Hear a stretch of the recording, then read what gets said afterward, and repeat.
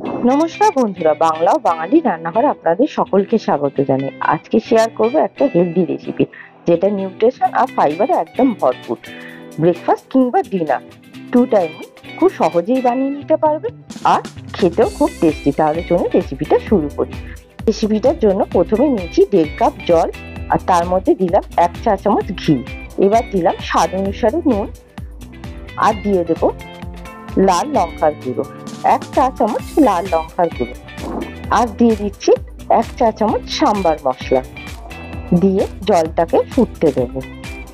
হালকা ফুটে গেলে জলটা এর মধ্যে দিয়ে দেব। এবার দিয়ে দিচ্ছি চালের গুঁড়ি। চালের গুঁড়ি এখানে আমি দিয়েছি 1 কাপের একটু কম। দিয়ে ভালো করে জলের সাথে চালের গুঁড়িটাকে নেড়ে নেব। যদি মনে হয় একটু পাতলা লাগছে, তাহলে আর একটু চালের গুঁড়ি দিতে পারেন। দিয়ে ভালো করে নাড়ব। গ্যাসের ফ্লেম কিন্তু একদম লোতে রেখেছি এই সময়। যদি বেশি গরম লাগে, গ্যাসের ফ্লেমটাকে অফ করে দিতে পারেন। দিয়ে ভালো করে নেড়ে একটা ডো তৈরি করে নেব। একটা ডো বানানো হয়ে গেছে।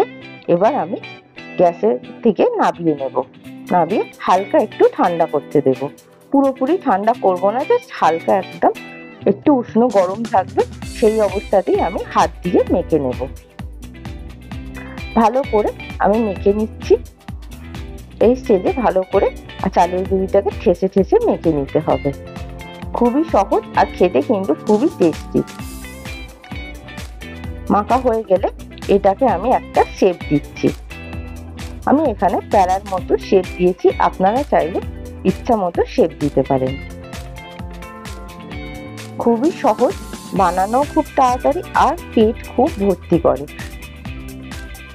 ডিনারেও এমনকি আপনারা খেতে পারবেন, আর ব্রেকফাস্ট করলে তো অনেকক্ষণ পেট ভর্তি থাকবে। বানানো হয়ে গেছে সবগুলো।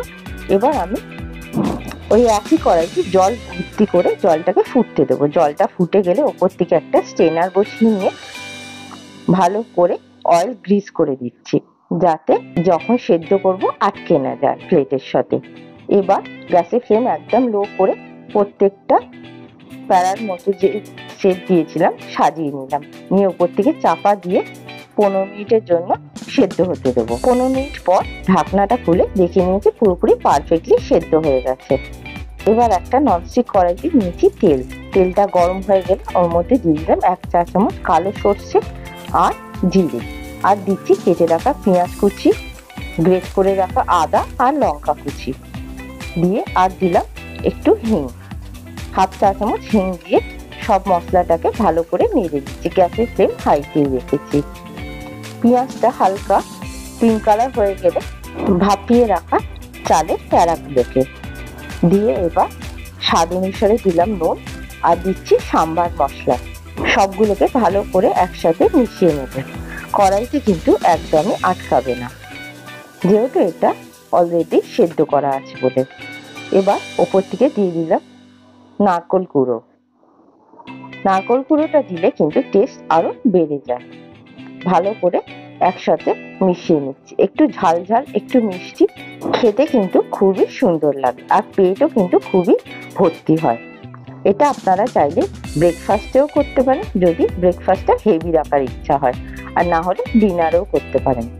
ভিডিওটা ভালো লাগলে একটা লাইক করে দেবেন, আর তার সঙ্গে চ্যানেলটা সাবস্ক্রাইব করে বেল আইকনটা প্রেস করে দেবেন, যাতে আপনাদের কাছে সময় মতো নোটিফিকেশন পৌঁছে যায় নতুন ভিডিওর জন্য। Thank you for watching.